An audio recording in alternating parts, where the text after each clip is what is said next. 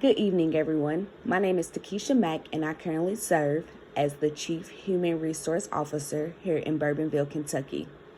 I am here today to share with you a strategic plan that my team and I have come up with. Please be advised that we are open to suggestions and questions once the presentation concludes. Before conducting this human resource plan that will be included in the city's grand strategic document, an environmental scan and SWOT analysis was done.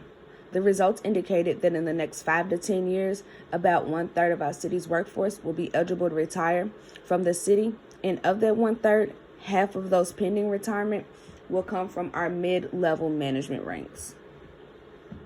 The SWOT analysis also indicates that regional population statistics are expected to be declining as residents leave the area in search of better job opportunities.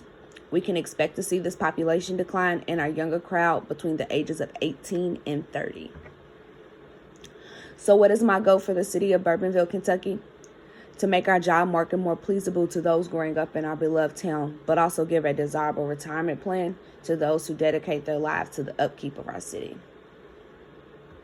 Our focus areas for this strategic plan are the following: to attract, develop, and retain well-qualified workforce, to create a diverse workforce, to increase the existing opportunities for career development within Bourbonville, Kentucky, and to create, manage, and administer retirement programs and services that reward long service and help provide for post-employment income and health. So let's get started.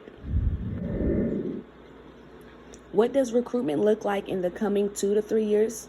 As previously stated, we want to attract well-qualified candidates for our job market.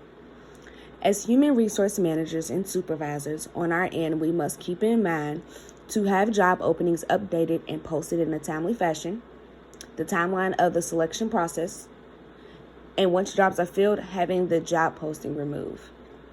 Just as important as the timeline, so is the way we decide to market our postings. Making sure job postings are advertised through a variety of sources.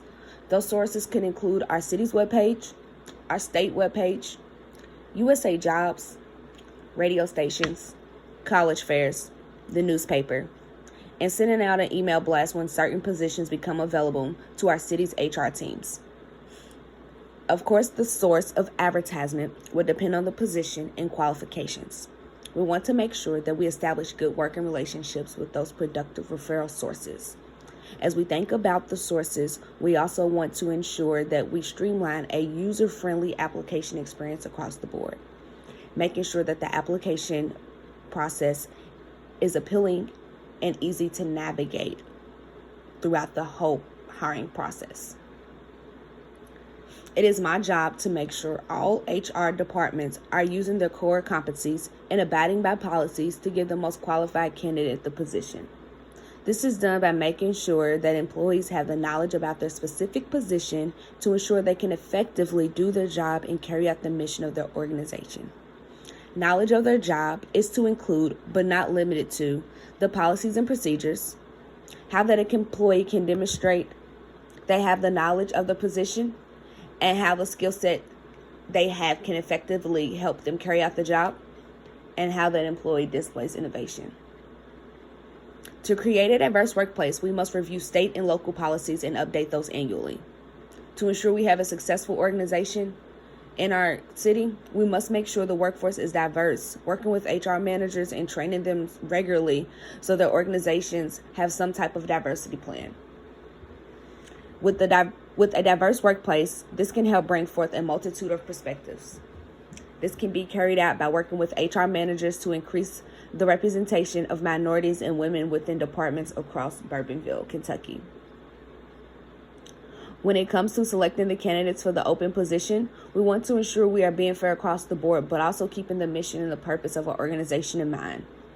Our goal in human resource management is to make sure the applicant we choose has the knowledge, skills, abilities, and other traits successfully to perform their position. But for you to start to recruit these wonderful candidates with the education, skill set, and abilities, we also have to be able to offer them something, which brings me to my next point: benefits and compensation. Who doesn't like those?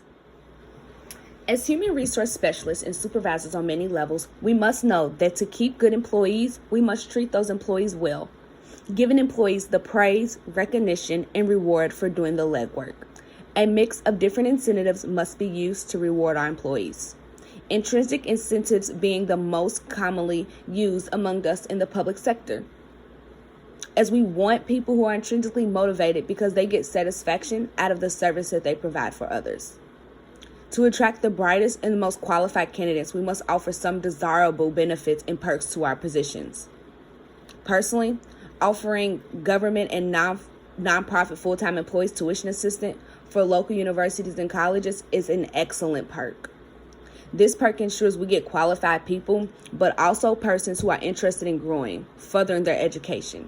Education offers more opportunities for career development. Benefits in terms of healthcare is a huge topic right now. We are seeing that those that graduate with a bachelor's degree and return home to Bourbonville, Kentucky, are leaving at an alarming rate, resulting in us trying to find better alternatives to keep and attract qualified candidates. Our goal is to manage health benefit strategies and programs that enhance the well-being of our employees and retirees, with addition to their families. Our focus is on giving our employees flexible healthcare options while also trying to have some control on the costs. Speaking of retirees, a part of benefits is one's retirement plan. As society continues to change, the workforce must undergo some changes as well to conform. Employees' needs change, as do the family dynamics at home. What does this mean for us in HR? We want to make sure, like our healthcare benefits, that our retirement plans fit our employees. We like to call these cafeteria benefit plans. And this is because we offer our employees a variety of plans as well as add-on benefits to fit their lifestyle, like disability, life insurance, child care, flexible spending accounts, and more. We want to make sure our HR team is educating our employees on their options for retirement as well as communicating the different benefits with those plans. As a city, one of the issues we are facing is the increase in those set to retire in the next 5 to 10 years. We want to make sure that we have a ready workforce that is able to take over once this cohort of retirees leave. I know most of us, if not all, have turned to the defined contribution plans when it comes to retirement. My team and I will be working with organizations to increase the maximum money your organization matches with your employees. This shows that we are invested in our employees just as much as they are invested in our city and their jobs. To keep employees invested, we must ensure they are growing and being fed professionally, which brings me to my final point: employment development. When I say employment development, what do I really mean? Who am I speaking to? And what does that look like? To ensure our employees and managers on all levels are staying in compliance with policy updates and are properly trained, training in various forms will be conducted from outsources and from our HR departments. Specifically speaking on the selection process, those conducting interviews will receive training to make fair, competent hiring decisions. These trainings are to make sure those conducting interviews are in compliance with federal and state policy and procedures. How do we expect one to fully do their job if there is no training? We want to constantly build up employees and offer a variety of professional development, some mandatory and some voluntary.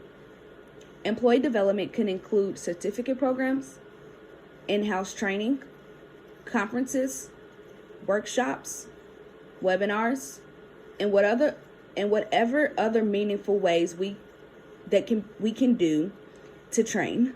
Training is an ongoing learning and all different levels of management can participate. Once an employee is trained, it is up to the management team to conduct annual evaluations to ensure they are effectively doing their job. It is up to the HR department and organizations to work together to figure out how often those evaluations occur. The annual performance evaluation is to include a review of the employee's performance in comparison to their stated job expectations. Using today's technology, these will be mainstreamed in the organization's employee portal This way, the immediate supervisor has a way of keeping track of the employee's professional goals as well as their job duties. Based on one's time at the job,